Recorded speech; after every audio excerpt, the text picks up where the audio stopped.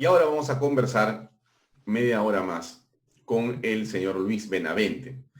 Luis Benavente de Vox Populi. Creo que es harto conocido. Luis Benavente es una estrella del firmamento numérico, estadístico, analítico en el país. Yo quiero presentar a Lucho Benavente solamente para quienes no lo conozcan.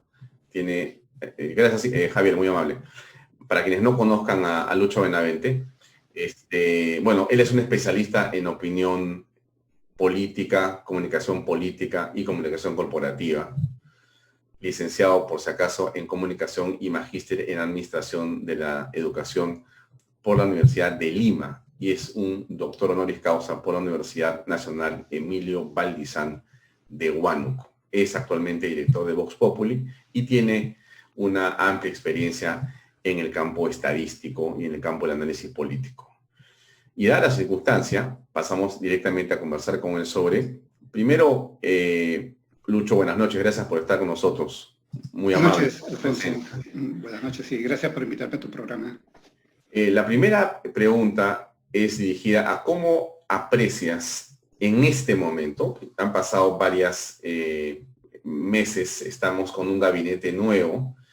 Si yo te pidiera una fotografía veloz de lo que ha sido el momento pandémico en el Perú, ¿cuál sería tu apreciación de las cosas? Claro, ha sido un momento, una etapa, estamos dentro de ella todavía, bastante complicada por el país. Creo que es una etapa que a nivel humano, en las personas del Perú, está muy marcada por un sufrimiento muy grande, por un dolor muy grande. Hay millones de peruanos en ese momento que sufren por enfermedad de sus seres queridos, por la muerte de seres queridos, por la muerte masiva de seres queridos. Claro que no hablo de las cifras oficiales del gobierno, que no son exactas, son mucho más grandes en la realidad. Y también por la pérdida de empleo o la reducción de salarios, ¿no? Con lo cual las familias no pueden satisfacer sus necesidades básicas, y a pesar de estar en una etapa de reducción de consumo, dado que la gente aún por voluntad propia, en una gran proporción sigue confinada en su casa porque sabe que la situación es muy delicada y el riesgo de muerte está ni siquiera a la vuelta de la esquina, ni en la casa de al lado, puede estar en la casa propia, cualquiera que sea esta casa, de cualquier condición social. Entonces es una etapa muy marcada por la desesperanza, el dolor, el sufrimiento, la falta de perspectiva, la falta de horizonte, la incertidumbre hacia el futuro, por un lado. Todo ha sido conducido a nivel político con mucha deficiencia. Hay un tema que ahora salta, nosotros ya lo habíamos advertido desde hace tiempo, prácticamente desde el inicio de la pandemia, respecto a transparencia en el número de muertes y en el número de casos y en la manera como se maneja la información. Pero eso no es lo más grave, no se trata de números, se trata de seres humanos, de familias, de seres humanos, de familias de peruanos que tienen mucho sufrimiento por la pandemia, por el virus que vino de afuera, pero también por decisiones mal tomadas. Y no me refiero ahí a la falta de transparencia en los números, sino por los graves errores que cometió este gobierno. El 7 de marzo, el presidente anunció el primer caso de COVID-19 en el Perú. El domingo 15 en la noche ordenó confinamiento, cuarentena. Los peruanos acatamos esto, sabíamos que podía venir algo muy delicado para nuestra seguridad personal, para nuestras familias, pero ya habían fallas, digamos. El 15 de marzo, ese 15M, si tenemos un 15M los peruanos también, está marcado por un presidente que tiene un efecto comunicacional bárbaro, ¿no? Es un líder que toma el mango de la sartén, que conduce al país, que lidera, que toma decisiones duras, difíciles, que muestra decisión precisamente, y con eso merece el aplauso. Pero detrás de bambalinas, en ese momento ya había 2 meses de inacción. Los defensores fanáticos, acérrimos del gobierno dicen, no, esto nos agarró por sorpresa a todo el mundo. Mentira, no nos agarró por sorpresa. Agarró por sorpresa a los europeos, porque los chinos cerraron a mitad de enero la provincia donde estaba el brote, donde habían más casos, pero la enfermedad había salido a otras provincias. Cerraron esa provincia para que no siga teniendo un impacto interno, pero autorizaron la salida de chinos a Europa, y los chinos van masivamente a Europa. Yo estuve a fines de diciembre, hasta el 10 de enero, en París, en Roma, en Madrid, y había una cantidad increíble de orientales que a veces yo decía, ¿estoy en Europa o estoy en la China, estoy en Japón? Es que es impresionante el turismo, ¿no? Y tienen especial predilección por Italia, por los países latinos en Europa. No conozco las motivaciones de esto, ¿no? Pero entonces, a Europa la agarró desprevenida, pero las alarmas mundiales comenzaron a sonar a mitad de enero, ya intensamente, porque el tema venía desde un poco antes. Entonces Perú y América Latina tuvo 2 meses para actuar. ¿Qué hizo el gobierno? Ese gobierno que el 15 de marzo, en la representación del presidente, hacía este show de liderazgo. ¿Qué hizo el gobierno durante 2 meses? Nada. No formó un comité de crisis con expertos, realmente expertos, no con amigotes a ensayar qué hacemos, que no es la manera profesional ni responsable de trabajar, menos ante algo que compromete la vida de los ciudadanos en un país. No hizo un comité, no hizo un plan estratégico, no hizo compras, no movilizó a su sistema sanitario para prevenir nada, se cruzó de brazos. La inacción, Alfonso, es gravísima. Y eso en algún momento puede conllevar a responsabilidades, por lo menos políticas y administrativas, sino penales. Y luego la gestión fue muy defectuosa. Digamos, los aspectos comunicacionales de opinión pública, efectistas, andaban muy bien porque es un presidente pues, que marketea, que vende, que comunica, pero aún así no comunicó tan bien, ¿no? Porque si hubiera sido un gran comunicador no se hubiera agotado, no hubiera hecho largas exposiciones de 1 hora y media girando sobre lo mismo y dando vueltas como un trompo. En fin, el buen comunicador se hace esperar, no se agota, no se desgasta y dosifica su mensaje para los aspectos fuertes, puntuales, concisos. Tú lo sabes muy bien como comunicador con toda la gran experiencia que tienes. Sí. Ahora el tema, la gestión, cero. Sí, ahora el tema es, a estas alturas, Luis, a estas alturas el problema es, de mi punto de vista, un problema de credibilidad. Déjame plantear esta tesis y quiero tu comentario, ¿no?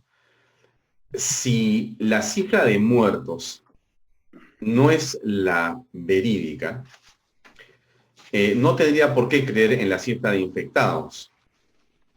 Si no creo en la cifra de muertos, porque no importa la razón por la cual haya sido erróneo ese número, que hasta ahora sigue siendo equivocado, y sin que el gobierno lo haya advertido desde el principio, que pudo haber dicho, por si acaso, aquí se puede producir una serie de temas que tenemos que ir alineando y uno puede ser las cifras. Entonces manejémoslas con mucho cuidado. Pero el gobierno fue el primero en decir, miren qué bien me ven las cifras, inclusive mejor que otros países. Al principio sacaba pecho como si estuviéramos frente a qué exactamente, no sé. Esos videos que están guardados hay que volver a verlos, pero ahí entonces. La credibilidad, de mi punto de vista, estimado Lucho, pasa porque no tienes claro cuál es el número de muertos, el número de contagiados. Ayer decía el doctor Bustamante una cosa gravísima que recién la reflexioné con él. Tampoco el número de falsos negativos. Tampoco lo sabes, ni dónde están. Entonces, en realidad, Lucho Benavente, no sabes nada. No sabes nada. Esta pandemia puede ser 10 veces peor. No tenemos idea de qué cifra es la verdad. Entonces, tú eres un hombre de estadísticas y tú eres un hombre que ha estudiado el valor de los números, no los que te convengan, justamente los que no te convienen. Porque lo que tú dices es, oye, tienes este número, pero no, es que esa es la verdad. Entonces tienes que enfrentarte a la verdad para poder actuar. Esa es la tesis fundamental de cualquier análisis político. No es lo que yo quiero tener, es lo que tú tienes. Lo que tú tienes es este número y malo o bueno, ese es tu número. Y de ahí tú partes. Ya, aquí la impresión es, no, vamos a poner cualquier cifra, baja de muertos para decir, somos mucho menos que otros países. ¿Ah? Qué buenos resultados tenemos. ¿Ah? O sea, ¿en qué estamos? ¿Qué es esto? Al margen del derecho a la información vulnerado. Aquí hay una crisis que es una crisis junto con la pandemia sanitaria y con el tema económico, hay una crisis de credibilidad que comienza a acentuarse por todos lados. ¿Cómo aprecias este tema? Coincido totalmente contigo, Alfonso, ¿no? Uno, que al no tener información de lo que pasa, comprendo que la información no pueda ser exacta porque la situación es muy compleja, confusa, enorme. Entonces, claro, pues, pero equivócate un 10%, un 20%, pues, pero no me vengas con que Perú tiene 149% más de exceso de muertes y es número uno en el mundo en exceso de muertes. Entonces ya no estamos hablando de pequeños márgenes de error, estamos hablando de márgenes de error gigantes. Los países tienen 20, 30% de exceso de muertes, 40%, máximo 50%, pero tener 149%, claro, nosotros en Voz Populi hemos dicho esas cosas hace tiempo, ¿no? Pero claro, una vez que vino Financial Times, ya el tema tomó proporciones porque era Financial Times, entonces ya eso es indiscutible, ¿verdad? Y eso ya pone contra las cuerdas al gobierno. Pero vamos a lo que dices, concretamente hay una falta de credibilidad. Ahora, comprendo que la situación es difícil, compleja, confusa, entonces puedes equivocarte un poco, ¿no? Pero tan grandemente, errores tan gigantescos, no, por un lado. Por otro lado, no ha habido voluntad del gobierno de acercarse a la verdad. Ha habido más bien un propósito de tapar la verdad y demostrar un triunfalismo. Ahora, la verdad. Estamos hablando con la verdad. Y yo no creo en esa relativización de la verdad. Desde que las cosas se han relativizado, el mundo se está destruyendo, ¿no? Porque tú tienes tu verdad, yo tengo mi verdad, entonces todo vale. No, no, no. Hay verdades que son absolutas. El número de muertes es absoluto. No es que tú tienes una verdad y yo tengo otra. No, señor. Son números de muertes que están bajo tierra en este momento, que han causado el dolor de familias, que han dejado al desamparo a niños, a hijos, etcétera. Entonces no estamos hablando de números. Estamos hablando de cosas muy dolorosas, muy de fondo para los Pero ¿cuál peruanos. es la gravedad para ti? ¿Cuál es la gravedad de no tener la verdad como un elemento fundamental? O sea, ¿por qué es tan importante en el tema numérico tener las cifras correctas, Lucho Benavente? Creo que hay dos aspectos de implicancia de la verdad, ¿no? Uno en la gestión técnica, logística, administrativa de la pandemia, y dos en la gestión política. Están complementados, pero no es exactamente lo mismo. Ahora, no ha habido un equipo de expertos a carta cabal, gente calificada que maneje esto, y más me da la impresión que ha sido manejado por amigotes que se han sentado en una mesa y han estado ensayando qué hacer, ya hacemos esto, que confinamos, que toque de queda, ¿no? Que a las 4, a las 5, que cerramos, que nadie sale en Semana Santa, ahí, al tum tum, por usar una palabra coloquial, ¿no?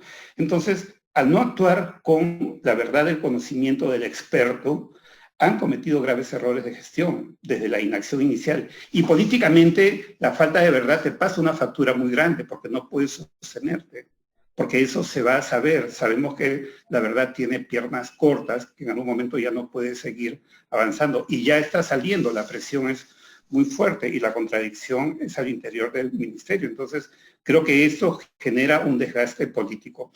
El presidente había logrado en esta adicción que tiene por tener muchos puntos en las encuestas, llegar a 87% y ahora tiene 62%. Ha perdido 25 puntos porcentuales en 3 meses. Es bastante, pero lo que aún conserva es mucho, que es un capital que le queda todavía de haber cerrado el Congreso, porque el Congreso está desprestigiado con la mayoría de la población, ¿no? Pero ahora eso va en caída libre, el presidente va a seguir perdiendo y la verdad va a seguir saliendo y la gente se está horrorizando cada día más de la cantidad de muertes y le están echando la responsabilidad al gobierno. Y creo que parte de la responsabilidad sí es del gobierno.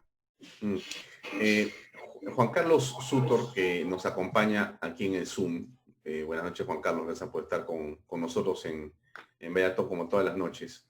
Nos da una frase que es muy, muy, muy interesante. Voy a decirla. Voy a escribirla en algún momento para comentarla después. Pero él dice, la única verdad es que todos los números son falsos. La única verdad es que todos los números son falsos.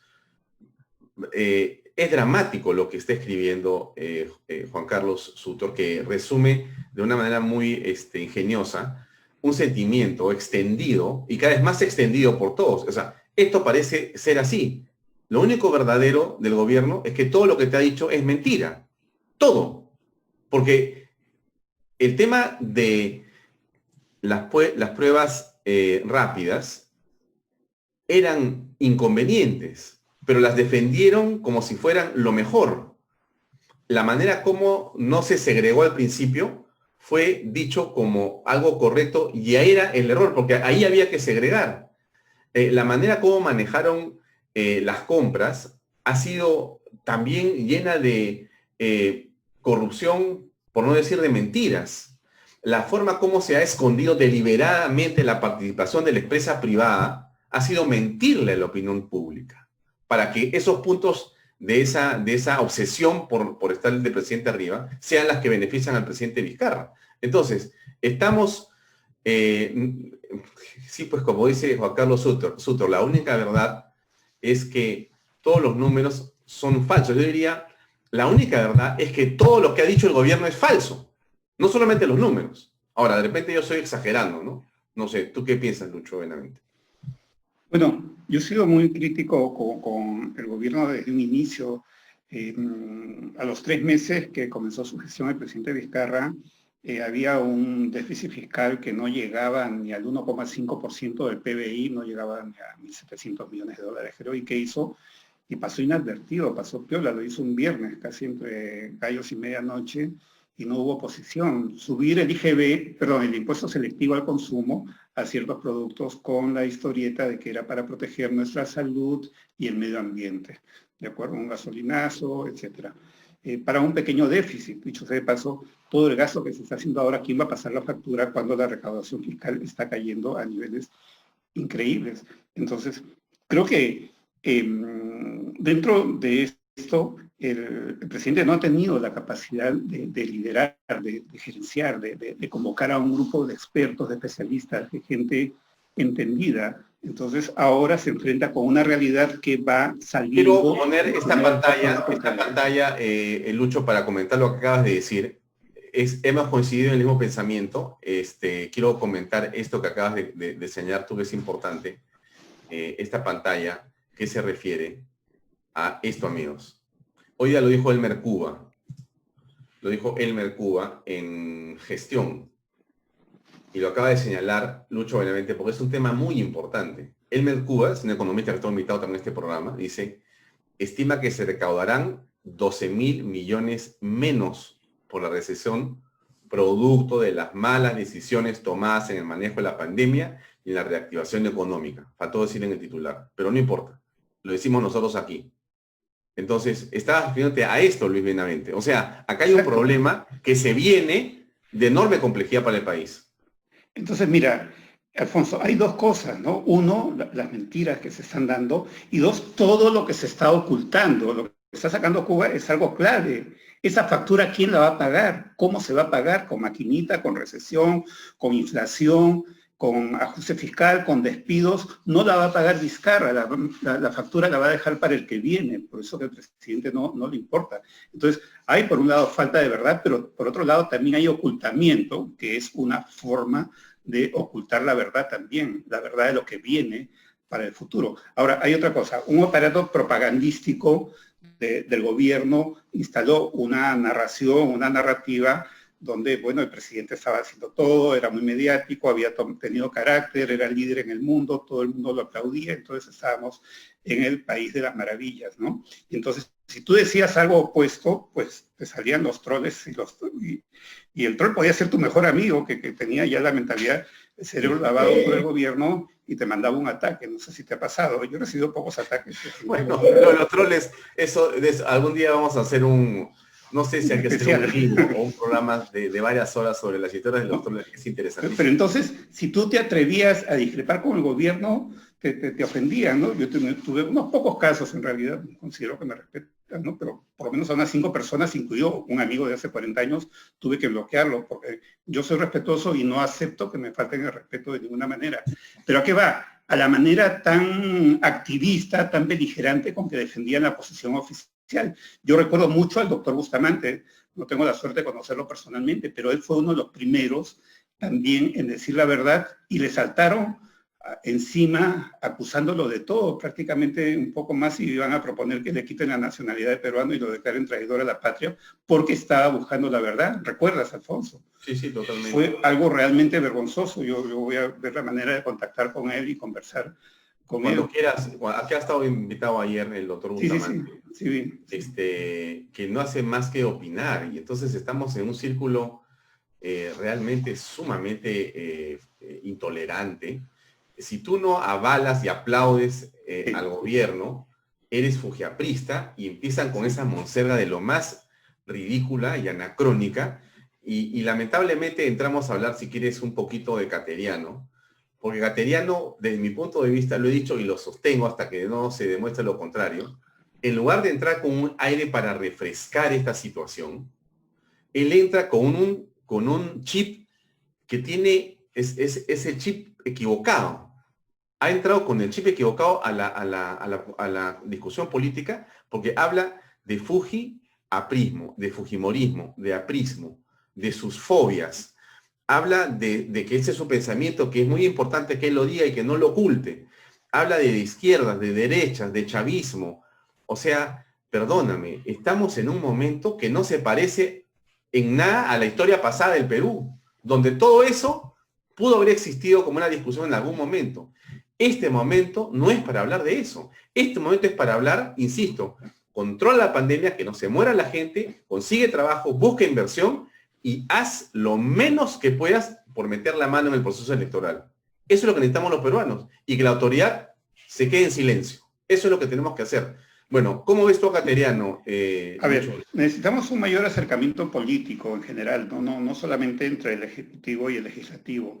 El presidente ya debe dejar de manejarse con ese tono de provocar permanentemente al Congreso. Hace 2 meses el presidente dijo algo increíble, yo no lo podía creer y no lo puedo creer hasta ahora, y menos puedo creer que nadie le haya respondido, como que no hubiera oposición en el Perú. Dijo, si el Congreso no saca estas leyes, el Ejecutivo las hace. O sea, te digo que ni Trump, con toda la fama de torpe que tiene, etcétera, etcétera, se atrevería a decir una cosa así en un Estado de Derecho donde hay separación de poderes, etcétera, ¿no? ¿Cómo puede decir eso el presidente? Claro, ahí vienen ya los temores de que estuviéramos en la fase inicial de una Venezuela y que Vizcarra se convierta en una etapa inicial de un Maduro. Ya, yo al menos tenía esos temores, ¿no? Pero también la gestión de la pandemia fue encapsulada, fue aislada, se encerraron unos cuantos sin poca experiencia y sin asistencia técnica de expertos en el tema, que los hay en el Perú, gente brillante desde distintas perspectivas para apoyar en tomar decisiones, y no se acercaron ni al sector empresarial, ni a los militares, ni a las municipalidades, ni a los gobiernos regionales, nada de diálogo político. Entonces se manejaba de una manera totalmente unilateral, se tomaban las decisiones. Y esas decisiones eran nacionales, centralizadas y mal tomadas. Y eso también es parte de por qué estamos en esa situación actualmente. El gobierno no tenía capacidad de darse cuenta. Yo veo como que un grupo de gente más o menos mediocre se reúnen en una mesa, comienzan a dar vueltas y a tomar decisiones como quien está entre amigos tomándose una chela. Más o menos así y lo veo, ¿no? Ahora, me preguntas por Cateriano. Yo creo que Cateriano cumple dos roles que son importantes. Uno, en esta pugna de izquierdistas y derechistas, donde la izquierda ha tomado mucho espacio en todo el país y en el gobierno, la presencia de un liberal ha sido tomado por algunos sectores radicales de izquierda como una derrota. Y creo que en ese sentido Cateriano pone un poco de equilibrio a las cosas, ¿no? Es más, entiendo que hay algún partido político radical de izquierda legal en el Perú que ha estado muy metido en el tema de Espinar en Cusco, vinculado a la actividad antiminera, ¿de acuerdo? Cuando Cateriano justamente estaba habilitando la donación de Sauder de oxígeno, ¿no? Entonces, yo creo que ahí hay un contrapeso con la presencia de un liberal como Cateriano, que además tiene carácter y energía. Entonces, en ese sentido, creo que cumple un rol importante, porque sí te ponen en la PCM a un caviar consagrado, entonces ya todo el Perú termina yéndose para un lado y no hay equilibrio. Creo que eso es importante. Dos, sé que él tiene sus diferencias fuertes, muy marcadas con el aprismo y con el fujimorismo, pero a la vez creo que es un demócrata, creo que él va a contribuir a que se dé la transición democrática que es muy necesaria y ahora después de esta gestión tan deficiente del actual gobierno, más aún, ¿no? Porque las cosas yo veía que se estaban yendo un poco a la venezolana, democracia a la venezolana, así como había comedia a la italiana hace muchos años, se estaba convirtiendo ya en una democracia a la venezolana, y creo que ahí Cateriano cumple un rol de contrapeso, ¿no? Entonces, a pesar que no pueda gustar a algunos sectores dentro de la derecha, digamos, creo que como liberal está cumpliendo esos dos roles, ¿no? Que creo que hay que aprovecharlos, ¿no? Mejor, peor hubiera sido que la PCM recaiga en otro izquierdista. Sí, es una posición muy interesante, muy respetable, por supuesto, la de Lucho Benavente. Bueno, hay otro grupo de personas que creen que no estamos para perder un minuto de tiempo. Y yo creo que Pedro Cateriano es una pérdida de tiempo, con el respeto que me merece la persona. Yo hablo del político. Necesitamos una persona que se siente, desde el momento que se sienta, convoca la inversión privada e impulsa la generación de trabajo en el acto. Eso debería ser los primeros segundos de sentados en esa silla. ¿Cuántos puestos de trabajo has generado? ¿Cuántos millones de dólares de inversión has puesto minuto a minuto? Póngalo en una página web. Eso necesito yo como país en esta circunstancia.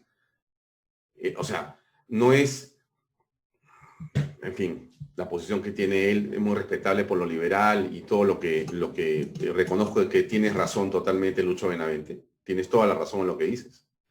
Pero yo adicionaría a lo que tú señalas, que es una visión muy interesante lo que tú mencionas. Yo le adicionaría la parte que creo que no tiene Cateriano. O sea, lo que tú pones en la mesa, totalmente claro. De acuerdo contigo. La parte que le falta, para mí es esencial en este momento. Esencial, ¿eh? Porque ese Cateriano es para, ¿sabes qué? Un momento sin COVID.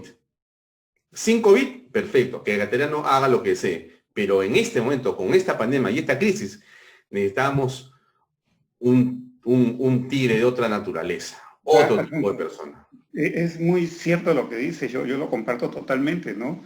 Ahora, si Cateriano no actúa en ese tema, pues los gremios empresariales deben activarse y hacer su gestión política.